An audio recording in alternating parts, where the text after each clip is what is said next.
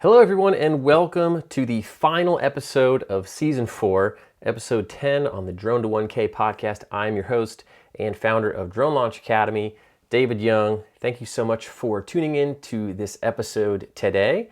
I will be talking with Danny Al-Assad of Hoverscape and also Mole Media, which is his side hustle. This man has a full-time job as a drone pilot doing cell tower, drone inspections, data acquisition, and his side hustle is also drone. So really excited to bring this episode to you. We talk a lot about how the cell tower inspection and digital twin process works. So if you're interested in cell towers, in doing infrastructure inspections, processing that kind of information, working with clients like that, Danny dives into that for his full-time job.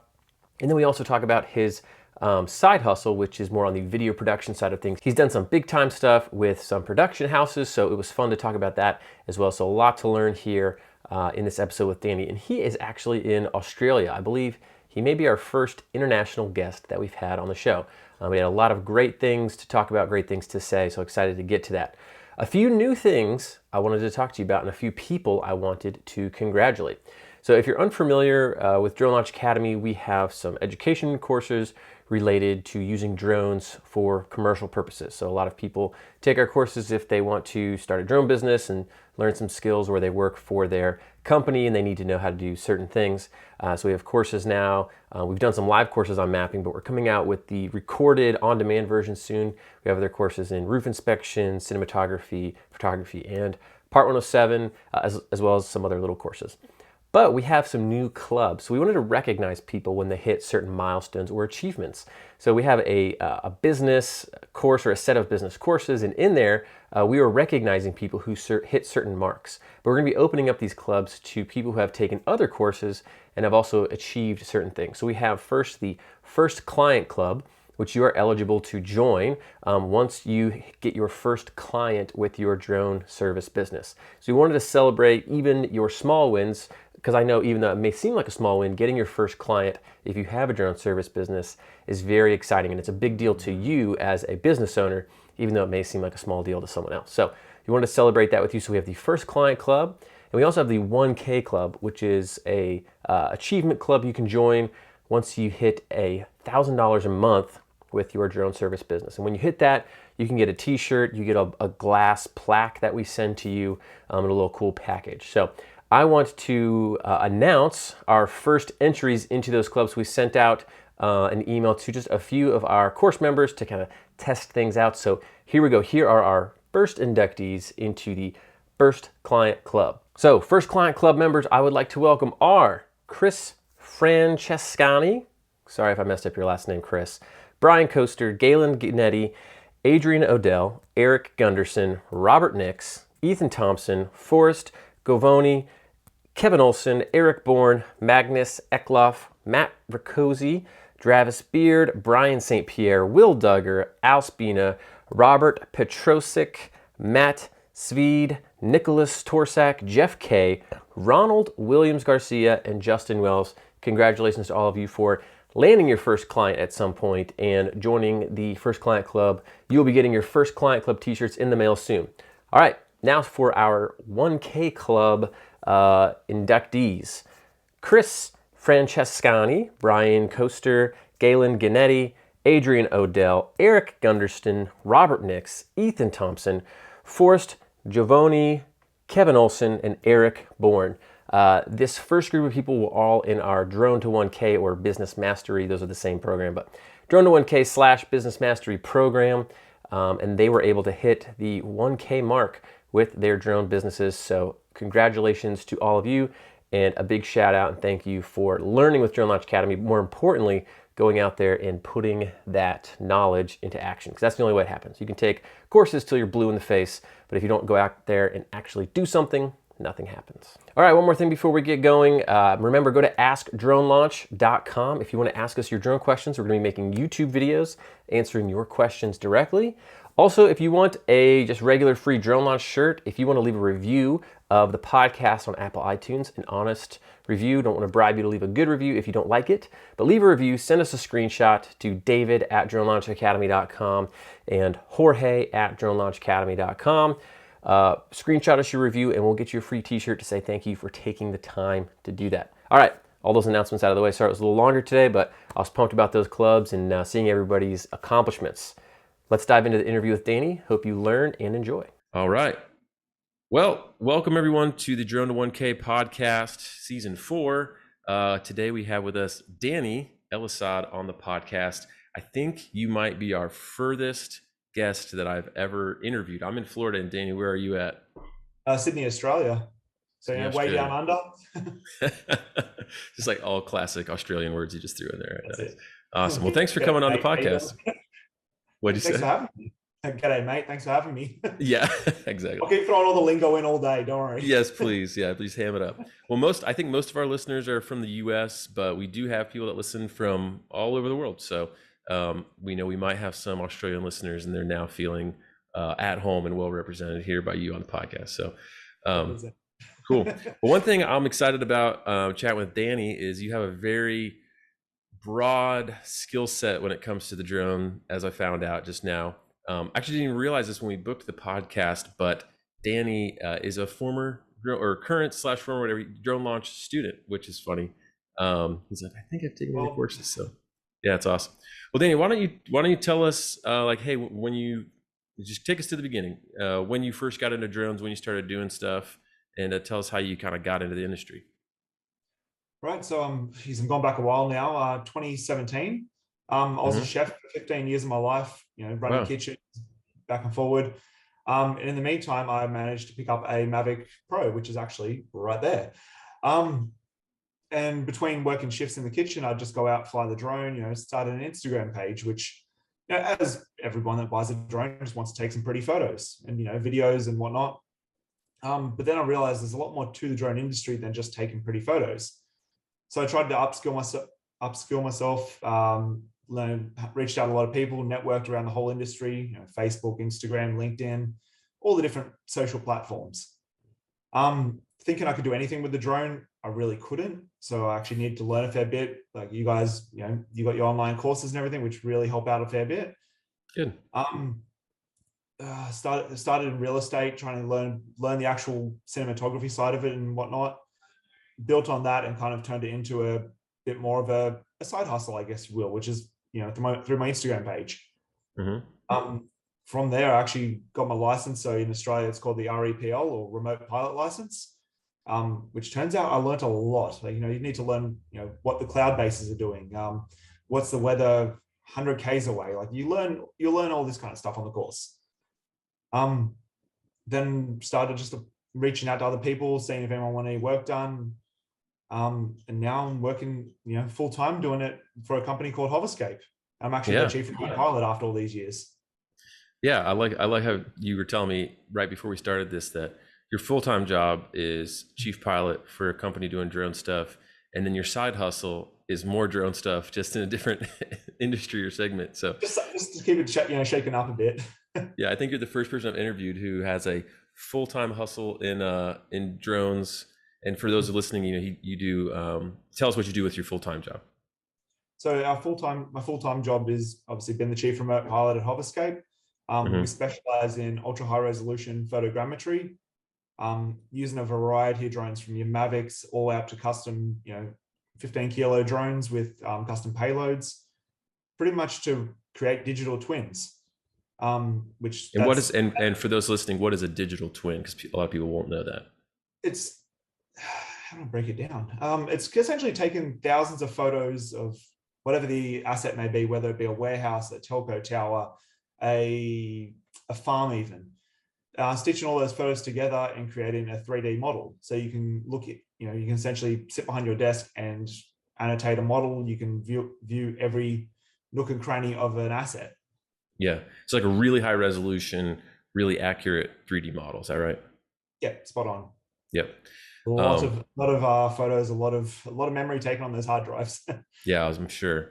What's the typical size of like a digital twin project, like the final project file? It varies. Honestly, you could do a say a telco tower that might be 12 to 15 gigapixels. You might do a warehouse up to 350 gigapixels. In that sense, that could be 200 gigabytes of imagery, especially Gotcha. using full frame camera. 200 gigs. That's a lot. It's a lot of pickles. Yeah, I was gonna say, that would take up like a quarter of my computer space. Oh, my computer could run for a week straight and would have no idea what it's doing. Now, real quick, you were talking about towers. What kind of towers were you calling them? I mean, maybe this is like Australia versus US type of thing. Telecommunications towers. So the ones Oh, that, okay. yeah. So Yeah, like yeah, we just call them. At least I would call them cell towers, I guess. But yeah, cool. cell tower, mobile tower, telco tower. It's all the same. Oh, thing. Telco tower. The Yeah. accent was getting me. I'm like, is he saying taco tower? I was like, that sounds delicious. Hey, Yeah, telco tower. I wish you could hang out at taco towers all day. No, it got you, telco tower. Okay, cool. So you got mapping, digital twin stuff, asset inspection stuff full time during the day, and then give us a little rundown of your side hustle, also drone gig. So my side hustle is my little bit of fun, keeps creativity flowing. It's Mole Media. So Mole, little animals, my nickname I got back in high school. No idea how, I just stuck with it and turned it into a thing. Do your friends still call you Mole? All of them do. There's a lot of people really? that don't actually know my name's Danny. They just call me Mole. Really? Oh, that's so funny. So yeah, I just stuck with it, and here's Mole Media. What is it? 5 years later, still doing the same thing. Awesome. Yet again, as I mentioned, I kind of networked a lot back in the early days, so I kind of got a broad spectrum of people I talk to and hang out with and do jobs for. And in a very small, tight-knit industry, a lot of us share work around. So if jobs need to be done, I can cover it. Yeah. But I've done stuff from just the general filming, general photography, which is for Instagram and stuff, ranging all the way up to big budget productions, filming for Netflix, TV shows, all the fun stuff which travels around, around the world, not right now the world, but the country of Australia and everything. Yeah, that's awesome. So you've done everything. You're chilling for Netflix, getting cell phone tower stuff, just living the drone dream over there, it sounds like. Pretty much. I hate using the term jack of all trades, but yeah, kind of am, I guess. And here's the thing I would say. I feel like you're a very unique case of someone who can like do both. I feel like you because I feel like here's what happens when people want to start a drone service business. They're just like, I'll take any work that comes my way. So they try to advertise that they do everything. And at least from my perception, I've seen that it kind of hurts people because but you have two different, yours is pretty segmented, right? Like you're working for a company that's doing like asset inspection stuff, and it's very targeted on that. When I go on that company's website, it says nothing on there about, hey, do you need us to shoot video production stuff? Because they're very like focused on that, right? And so you just happen to have developed on your own another skill where you've networked and done. So you've almost like done the work that someone would normally do to create one niche, but you've created two, right? So that's pretty much it. Like when I first started out, I thought, as per most of us, we think we can do anything. Then you realize pretty quickly you can't. You need all the different permits and licenses and understanding of essentially the legalities behind what you're doing. If you're going to do a survey, well, how do you confirm that survey is accurate? That's where the full-time job comes in with Hoverscape. Yeah. Right.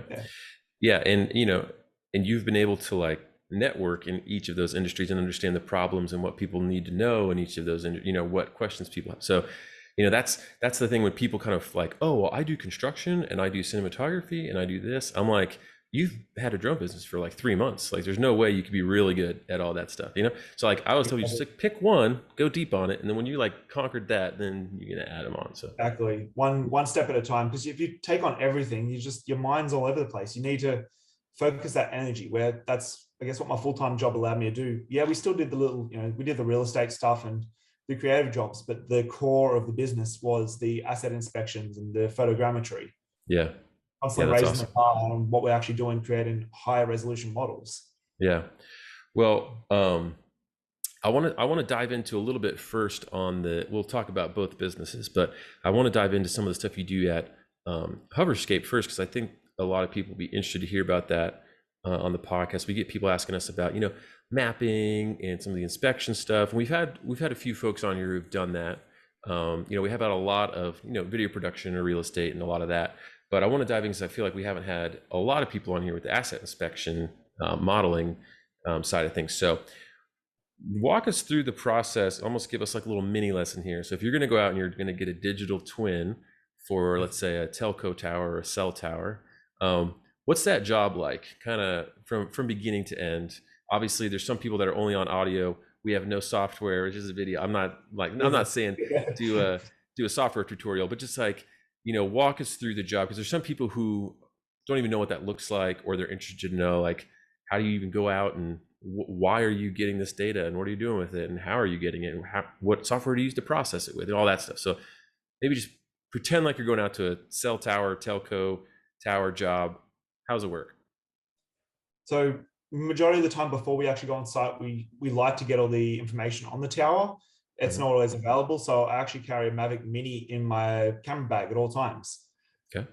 We use a lot of automated software, especially for our towers, just so a lot of our models is automated software, just because that way you can always get the uniformity and all of the information is correct. You might miss a bit of overlap if you're doing it manually. Yeah. In saying that, there is a lot of manual missions. Do you guys use DroneLink or you guys use something else? Now we use Drone Harmony. So they're based over in Switzerland from memory. Okay. Don't hold me to that. That's fine. They're amazing. Out of all the softwares I've used, Drone Harmony is the one I happily talk about the most, because it's just the most fluid and it's made for vertical assets like towers, like high-rise buildings and whatnot. Cool. I'll take the Mavic Mini out, say fly up around the tower, get the exact, as close as possible heights and dimensions of the tower itself, where the antennas and everything are, input all that information into Drone Harmony, because they have an actual tower scan app. So you can actually put into Drone Harmony saying, okay, this is the antenna at this side, what angles are we going to capture? And then hit go.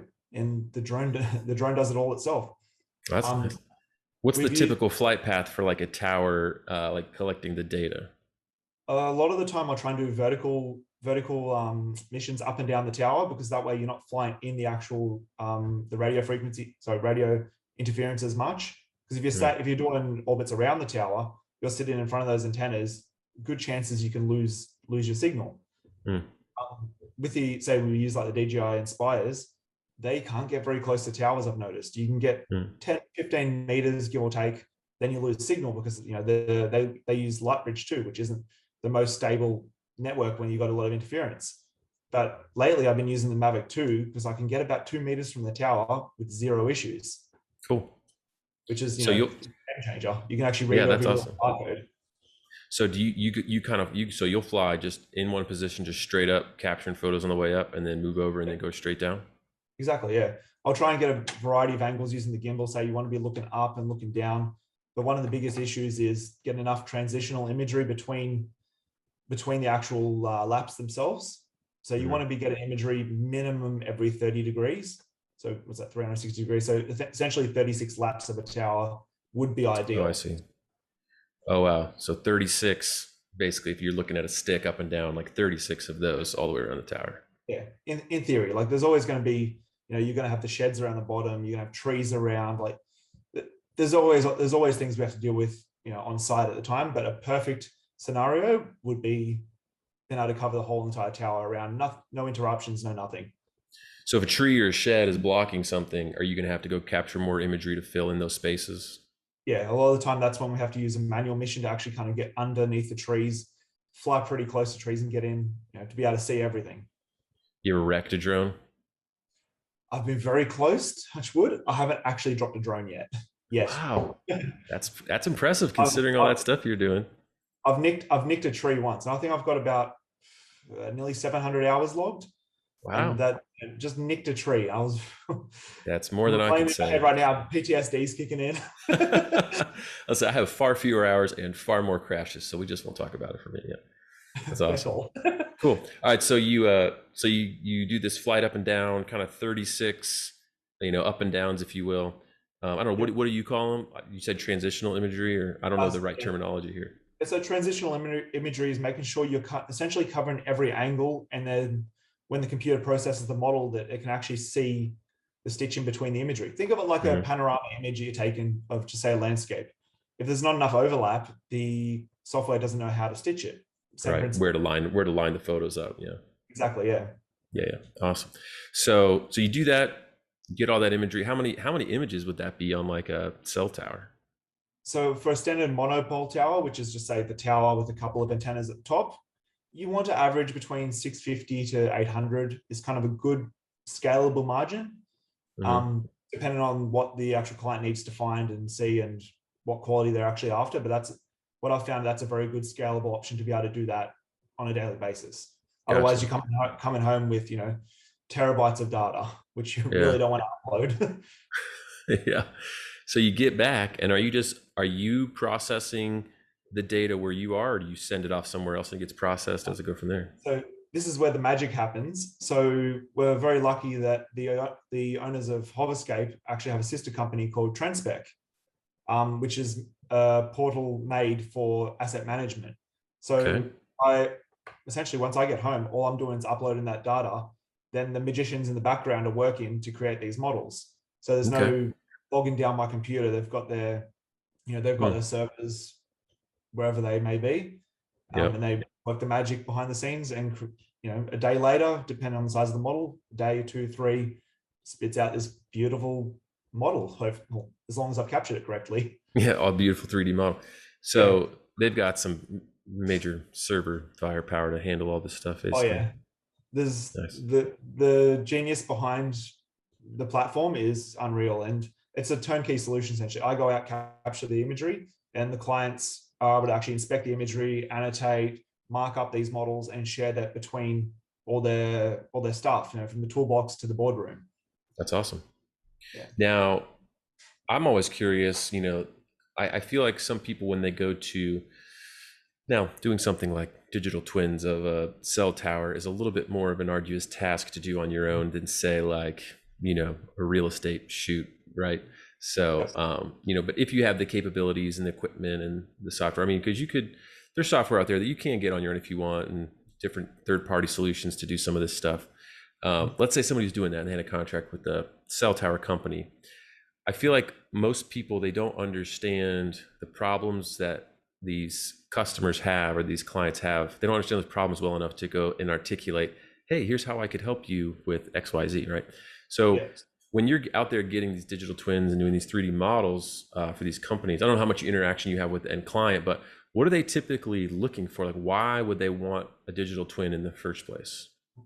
A lot of the time we found out with models, the end clients, I don't personally have to go to that level of dealing with the actual end client, because we might be dealing with multi-billion-dollar companies where the guys in the boardrooms are the ones that are viewing all this, when it has to go through 20 odd parties before then, which dealing with government and stuff, it tends to take a while to get over the line, which that's expected. Yeah. But how do I word this? You need the main things I want to see are, is the correct amount of antennas that they're paid for? Is there enough? Is there enough cable in there? Is there room on that tower or structure to put, to upgrade or to facilitate new items there? Or even say the internals of the server rooms on towers. How much room have they got to put new servers in there, or for a new client to come in and add to their tower? Gotcha. It can be check-in. It can be checking the trends over a few years. So say if you capture the same asset, once a year for 3 years, that third year you might be like, oh, hang on, that bolt there is starting to rust out. Yeah. So anywhere from maintenance to, managing how much is on there to, inspecting who's got what equipment on there, because cell towers, from my understanding, again, I'm not a telecom wizard or anything, but from my limited understanding, usually there's like someone who owns the actual physical tower, and then they lease out space to Verizon and cell phone companies and TV providers and stuff like that, right? Yeah, spot on. So that person that owns the tower might not 100% know, say there could have been a contractor has gone out and be like, oh yeah, there's 3 antennas, or why is there only 2 there? And it's a human mistake. But if you've got that digital twin right there that every single person in the whole entire process can see, Yeah. There's uniformity where, someone's not gone out with their iPad taking 1 or 2 photos from the ground. You're Right. getting ridiculously high quality image or model of the asset right there that no one Yeah. can, cause issues It's about. it's funny. I talked to a government agency one time who they put they had their own secure communications, and they would rent space on cell towers for their own like secure communications. They're doing different operations, right? So they would put their stuff over there, but they had guys that worked for them full time. Their job was to like maintain this equipment, and so they occasionally have to go inspect the stuff on the tower. And I was talking to them because some of them they're thinking about using drones, Yeah. and I'm like, well, how do you do it now? They're like, well, we have like a super zoom lens on like a DSLR, and we just point it up there. He's like, I can't exactly see it from the I know where I'm pointing at, but I just kind of shoot some pictures, hope it's in focus enough, and then when we get back, I kind of blow it up and then try to see the condition of our equipment. I was like, Oh, now oh can man, you dude. imagine being the Yeah. person on the other end that's getting that folder of 1,000 images that they're Yeah. not geo-referenced, or it's like, oh, this is the north side, this is the south side. Yeah. Cool. What am I going to do with this? Yeah. So anyways, drones could yeah, such a huge problem. So I think that's helpful to know, hey, what are people using them for? What's the problem that it solves, right? And so Yeah. I think that's good as people understand more about how that industry works. Yeah. It's awesome. So, so you said you'll do stuff, basically digital twins of everything. Is it mostly telecom work, or are there other types of industries that are pretty common? A lot of it's telco work just now, but it's the whole industry is still in its infancy. We're doing telco, we're doing warehouses, we've done canals. There's companies I know in Australia that have done, say, these massive dams or almost city blocks. Mm. We're still at such early stages of everything we do. But for now, the work we specialize in, which, again, jack of all trades, we're more so kind of confined to perfecting the art of, say, telco towers, warehouses, Yeah. structures. Yeah. Yeah. That's awesome. Cool. Well, I hope that helps folks that are listening who are interested in asset inspection, telco, that world of kind of capturing digital twins and mapping. All right, well, let's hop over to the other side. So you started your side project, the Mole Media. That was your first company, right? Before you joined up with Hoverscape, wasn't it? Is it what you said earlier? Yeah, it was. Okay. I bought my Mavic, and a day later made an Instagram page. A day after that, started the business. All right, I love it. Just getting after it. So, Exactly. so how long have you had, or as of now, how long have you worked for Hoverscape? Uh, early 2018. Okay, so you did. So what is that as of now? Like 3 years. So you had your own side thing for what, like 2 years, and then joined Hoverscape? Yeah, pretty much. Okay, cool. Now, how big is this? I mean, you can share whatever you're comfortable sharing, but like, how busy are you, or how much revenue are you doing for just like this side hustle thing? Like, is it more of just like I do it a little bit as a hobby, or is it like you raking it in? Peaks and troughs. I'll admit, pre-COVID, I had no Mm-hmm. spare time. Monday to Friday daytimes, I'd work Hoverscape. Night times and weekends, I was pumping out jobs left, right, and center. But the creative industry did take a bit of a blow because of COVID, which, Yeah, it is what it is. But I'm thankful that I actually do have a full-time job with the, all the telco stuff and with Hoverscape. yeah. What was the question again? No, I was just asking, like, how is it going? I guess that makes sense because Sorry. in Australia, you guys are a lot more, things are stricter over there as far as things being locked down than some other place in the world. So I guess that's pretty limited what's been going on in the kind of entertainment and creative space. Yeah. Look, as I said, prior to COVID, it was a lot busier. I had no spare time, but I absolutely loved it, which is awesome. Mm-hmm. My missus didn't love it as much because it was, but she, in saying that, she does help out on a lot of jobs now. She's kind of working her Oh, way really? into the industry as well. Yeah, which is What does cool. she do? What does she do for you when you guys go out on a job? Mainly spotting. She does help. She's jumped on a few dual operations jobs on the Inspires before. She's picking it up pretty quickly. Nice, that's cool, man. A little drone dream team. Exactly, yeah. But So yeah, go ahead. it's kind of just keeping busy as much as possible. Work comes in through a lot of friends, and as I said earlier, we have just a network across Australia. You know, someone might be like, oh, look, I've got this job. Do you want to do it? Yeah, sweet. If I've got a job that I can't do, which is coming up quite a few times lately, then I give it to one of my mates to do. And Cool. as a peaks and troughs. Yeah. So are you doing mostly like cinematography work for like movie stuff, or are you doing real estate, or what's kind of your most common for your Mole Media stuff? Like what type of work would you say as of now? There's no really common. It's Really? it's a mixture, as you said, between cinematography that comes through. You know, I've got one mate that's pretty crazy into the media industry. He's been doing it for Mm-hmm. about 30 years or so. Oh, well. I do a lot of work with him when it comes to movies and traveling around and stuff. Then we get a lot of, say, local real estate agents. Like I've recently just moved, just out of Sydney, and a lot of the local real estate agents have been hitting me up asking for a fair bit of work just purely through Instagram.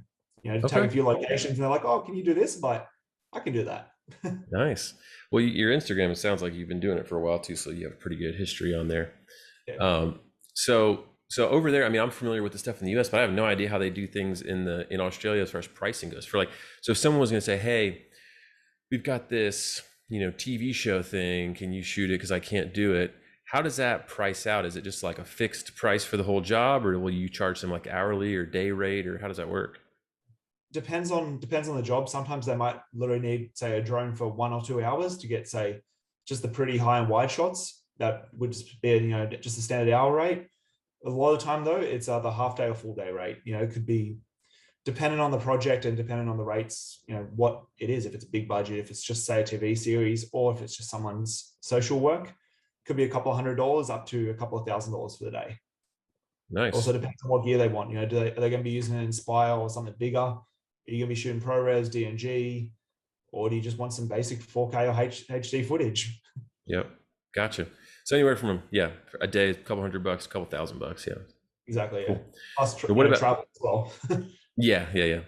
What about for real estate over there? I know in the US, if it's like if you're doing like a video walkthrough tour and taking some pictures, I've seen anywhere from maybe $200 on the low end, and some people, if they're doing pictures, a video, and maybe like floor plans on Matterport, they'll charge maybe $1,200 or $1,300.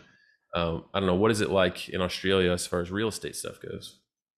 Well, a lot of the real estate work we do, aside from obviously the work through Mole Media, and that we do a lot of work with the different media companies that actually do the videos and the editing and whatnot. So Oh, we okay. purely just do the drone, nothing else. Which, Mm-hmm. at least we're focusing on just one part. Yeah. Say it might be photos, might be a couple of $100, all the way up to, say, a half day of video work, which, Mm-hmm. depending on the size of the property. If it's just a suburban house, or if it's a beachside mansion, you might be on site for half a day with a production team there. That Mm-hmm. could be up to $1,000. Gotcha. Just for the drone work. Yeah, But that sounds like if they got a production team there, that must be a pretty nice, expensive house. there's some pretty awesome houses. I'm not Yeah, I gonna was about to lie. say, Like you're not you going to walk get in, like a, go ahead. I say you walk in. Most of the houses you walk in, you're like, oh, this is really nice. Obviously they've kind of usually got money if they want a full video production. Oh, And then yeah. some houses you walk into, you're like, Yeah, wow. Like, yeah. there's bowling alleys, there's Lamborghinis. Like, What? it's Bowling pretty awesome. alleys? If you get a chance, check out the Amazon TV series. Was it Sell in Sydney? No, Uh-huh. Luxless in Sydney. That was it. Okay. That shows kind of what the real estate market's like in Sydney and some of the properties we shoot. Dang, They're that's awesome. awesome. Do you have any drone footage on that show? Can't say too much, but yeah. I can't say too much, but yes. All right. Just in general, if someone were to watch that show, is there a chance they could see some of your drone footage? Yeah. Yeah, that's awesome. Cool, man.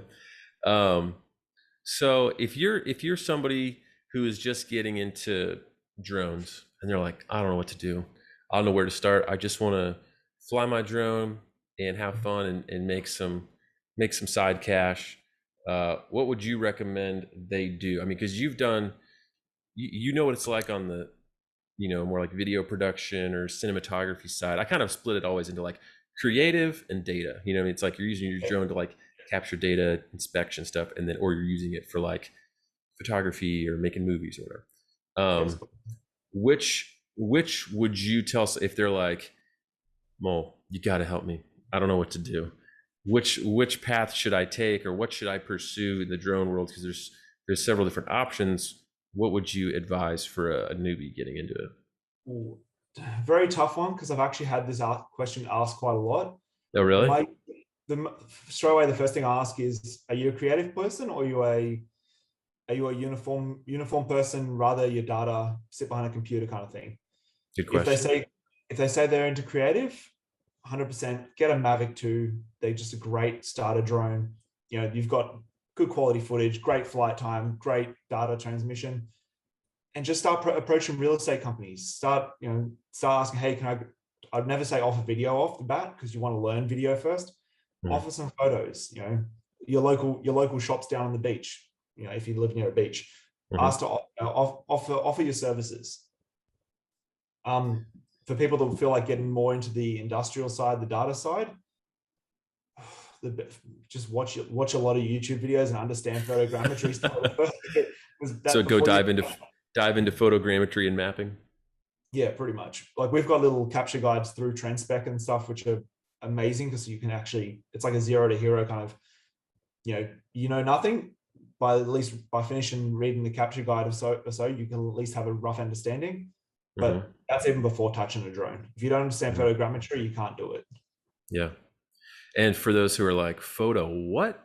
What is photogrammetry? Give us your definition of photogrammetry. A lot of photos stitched together to create a 3D model, I guess, is probably the most brought back way of explaining it. Yeah. And they're stitched together so that you can typically like make accurate measurements, right? Because you can, Yeah, what's measured on the model is actually the real world measurements since they're all reference stuff. yeah, exactly. That's awesome. Okay. So if someone was going to get into like the photogrammetry side of things, mapping, do you think which one is harder, do you think, to get into? Like harder to learn, pick up, understand, master? Hardest to hardest to learn would be doing, like, say, vertical assets and everything. Mm-hmm. Very easy way to learn, which we call it easy, is download, say, an app that just does your basic flight plans. It could be like Drone Deploy or Drone Mm-hmm. Harmony. Any of the apps in general do orthomosaic images, which is essentially a top-down image, Yep. uh, and just go to a local park. Understand how the drone flies autonomously. You'll learn the settings as you kind of progress. And just learn in a local park where you can't really run into anything that's expensive. Yeah. So okay. Yeah, I like that. It's good. That's good. Good advice. Now, if someone, and I guess second or another question or follow-up question I have is, a lot of times people they think, okay, I've got a drone and I've got my license, over it's Part 107 license or your remote pilot. What do you call it? The remote pilot's license? Yeah, remote pilot license, Yeah, remote RAPL. pilot. Yeah, over there, or wherever you are, whatever it's called. Yep. And then they go buy a drone and they just think, all right, now I'm a money machine. I've got my drone, I'm licensed. Let me hit me with some jobs, because I see people are like, where are all these jobs? And then they don't see any jobs flowing to them. And so their first instinct is, oh, the market's saturated. It must be the market, and the market's saturated. And I'm like, well, there's a lot of other people out there who are hustling and making pretty good money. Um, Yeah. so for someone who came to you and was like, oh, Mole, it's just the market's saturated and I can't get any jobs. What am I doing wrong? What advice would you give them on how to actually get out there and make something happen? Honestly, Yeah. network with anyone and everyone in the industry. Yep. Um, the more people you know, the more work you can actually take on and be able to do. Um, as I said, a lot of my work, like especially my personal work, comes through my network. Mm-hmm. Whether it be Instagram, whether it be Facebook, or just general people we know. We talk to the whole industry, talks between every platform every day, Yeah. and that's a good way to kind of get the juices flowing, kind of see what's coming in. There is so much work out there, whether it be creative or industrial, or so data. There's so much to do. As I said, Yeah. the industry is so new and so, it's not basic. It's far from basic. It's so Yeah. new and still young. There's so much that we can learn. Like, drone deliveries down in Canberra, they're doing drone. Oh, sorry, our head of Australia, they're all doing drone deliveries down there with our Wing, and I think it's Wing's owned by Google, I think. Yeah. Um, Mhm. they're always hiring. Like, I don't know what exactly roles they're hiring, but if you look on the local platforms, they're hiring remote pilots. Mm. Yeah. So, Yeah, I think what you said. There's plenty of work out there. It's funny. I saw there was a report that came out recently. I think I just saw this 2 days ago, and they ask a bunch of different either drone service companies and other companies that utilize drones what their biggest challenges are. And some of the larger ones are just have been the same year to year, like, oh, regulations not keeping up and this and that. But the one that had grown year over year for the last 3 years was the ability to find qualified remote pilots, like trained and qualified remote pilots. So people saying, oh, there's not enough work. There's companies saying, hey, we're having a harder and harder time finding pilots that are, but the catch is that know what they're doing and are qualified, not a guy who's got a drone and a license and that's where he stopped, right? Like people who, like Danny, who understand photogrammetry or have made a lot of effort to get good at video editing and or camera work, production, all that stuff, that side of things, right? So when you have those skills, you become much more in demand. So if you're listening, at least that's my takeaway from the third party view of what I've been seeing happen and talking to people like you, Danny. So well, that's it. So you're essentially making yourself valuable and, multi-skilled. Like, there's people out there that do a bit of everything that really don't have an idea. But if you get into, in your downtime when you're on the toilet, watch YouTube videos, learn. I love it. Yeah. And there's so many online classes you can go and take, like, especially the way the world is now. You learn everything off just watching a video off your phone. Go out, practice. Like, it's a great way to kind of upskill yourself to make yourself valuable to these companies, and get in there, essentially get the work flowing. Yeah, it's funny. One common thing I see, especially with you, just the way you're talking, and other people that I've had on the podcast, and I'm like, oh, these people are really good and they're having success, is they're just good at like being a continual learner. You're just like, watch YouTube videos on the toilet, do whatever you have to do. But like the people that I know that are like, hey, they're out there and they're actually getting things done and they're doing really well. They just like, they're a sponge. They just like love to learn. They're always trying to, hey, how can I do this better? How can I learn more about this?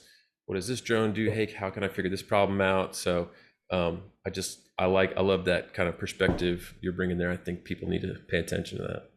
Well, that's it. If you're not learning, what are you doing? Like, there's going to be jobs that I do, which even a job last week, I learned a whole new way of doing it, which completely revolutionized what I was doing just from a YouTube video and a few little mistakes. Was that on the data side? Was that on the data side, or was that on the creative side? That was the data side. But I learned a whole new, revolutionized essentially what I can do for that kind of job, essentially. Don't want to give too much away. No, it's fine. I know you're not here to spill all the beans and trade secrets, but majority of the time I am. But when it comes to certain levels of work, there's only so much you can. Sure. Yeah. NDAs and whatnot, drill. Yeah. No, I want to respect. You've got clients, you got agreements. So that's awesome. Cool. Well, I don't want to take up too much of your time. I know we've been chatting for a little while, and I've loved hearing about your story. But so if people want to find out, more about you, or hit you up and say hey, or what would be the best way for them to find out more about you or get a hold of you? You don't have to give out like your cell phone number, but just like if someone wanted to look you up. Best way to contact me is via my Instagram, Mole Media, so MoleMedia. Can never spell that. Cool. I'm always on socials. I do it for work, for the professional side and the fun side. Gotcha. Plus, if anyone's got any questions ever, I'm always up to help. Whether it be day or night, because I'm a millennial. I live with my phone in my hand. I was gonna say, I originally hit up Danny on LinkedIn, and you replied like really quickly. And then even tonight, when I was like, "Hey man, just checking in, make sure we're still good," like 30 seconds later, "Yeah man, still good." I'm like, "Oh, this guy's on it. He's like ready to roll." Even on LinkedIn, the professional network, you're still hitting it. Well, a good thing I actually learned from a marketing course, yet again, learning. If a client's got time to message you, if you reply back in 6 hours, well, they're not thinking about it right now. They could approach 20 other people and somebody else would have got back to them. If you reply to someone instantly, especially this day and age when your phone is in your hand, majority of the time in this industry, reply back straight away. Even a, "Hey mate, thanks for the message. I'll get back to you in half an hour." Something like being quick on your feet. Yeah, no, I like that. That's great, because again, you're showing initiative and you're ready to go. Exactly. Cool. Well, we'll link up your Instagram into the show notes, but if you were listening, you could hear it pretty easy. Mole Media. Do you have a website or anything, or is Instagram the best? Nah, and I canceled my website after the first year. It got 500 Yeah. hits in 1 year, where my Instagram's getting 20,000 a day. Whoa, how many followers do you have on Instagram? Just shy of 10K, but I'm looking at the Nice. impression part of it. Well, let's get this man to 10K. If you're listening to this podcast, you go out there, you follow Mole Media, you follow him right now. Let's get this man over the 10K mark, all right? And then shoot him a message and say, hey, Danny, I heard you on the Drone to 1K podcast. I'm following you. Let's get it to 10K. Cool. Well, thanks for coming on, Danny. I appreciate it, man. Thanks for sharing all the wisdom with the digital twins and telling us about your media company and some of the cool stuff you've done. So I appreciate it and appreciate you being willing to help out the next wave of drone pilots coming through the system. Thanks for having me. I'm glad I can help out. What an awesome industry to be in and time to be alive. It's right. That's right. All right. Thanks, Danny. All right, so that was our episode with Danny from Hoverscape and Mole Media. Again, I really enjoyed that interview. Hope you did too. Quick reminder, if you are one of the people who listens to these podcasts right when they come out, you could win some swag and some prizes. So there's a link either under the YouTube video if you're watching, or it's in the email that you got announcing this podcast episode, where you just have to answer one question about this episode, just a random factoid from the episode. And if you answer that question correctly, you can list out some prizes that you want to win. We give away, I think, 4 or 5 prizes each week. I can never remember, but it's like a course, a shirt, a hat, a mug, maybe something else. So you can list your priority, and we'll pick 5 people every week. And it's a smaller pool because it's for the people who listen right when it comes out in the first week. So you have to do that. Typically, we release these on Tuesdays. So as long as you do it by the following Tuesday, you'll be entered for that. Also, don't forget, if you have any drone questions at all, drone industry, you're starting a drone business, you don't know how the thing takes off, whatever, just send us a question at askdronelaunch.com. You can send in a voicemail, or you can fill out a form and send it via typing. And we're going to create YouTube videos to answer your questions. And if you have your information in there, we'll try to tag you in it if you'd like. But yeah, go to askdronelaunch.com. Looking forward to getting your questions. Sad moment, because now this is the end of Season 4. But we will be back with Season 5 hopefully very soon. But in order to do that, we need lots of good guests. So we try to go out and actively recruit guests that are doing really well in the drone industry, that are kind of industry experts. But we also need people who are beginners to apply to, because we like a broad range. So if you have a drone service business and you have eclipsed that $1,000 per month mark, let's say for like 3 months in a row, we would love to get your story. So there should be a link in the email again that this came out with that announced this podcast episode, where you can apply to be on the podcast. Just tell us a little bit about yourself, about your business, what you're doing. We'd love to get more stories and feature more people like you that are having success and are climbing up. Because if you're just thinking about a drone business, it's helpful to hear from people who are just past the beginning stages. But if you already have a drone business and you're getting clients, it's helpful to hear from some of those high level people who are bringing in lots of business and doing really well. So we try to have a broad range, so it's helpful for everyone who listens to the show. All right, thank you so much again. Happy to wrap up Season 4. Excited for Season 5, and we'll see you later. Take care.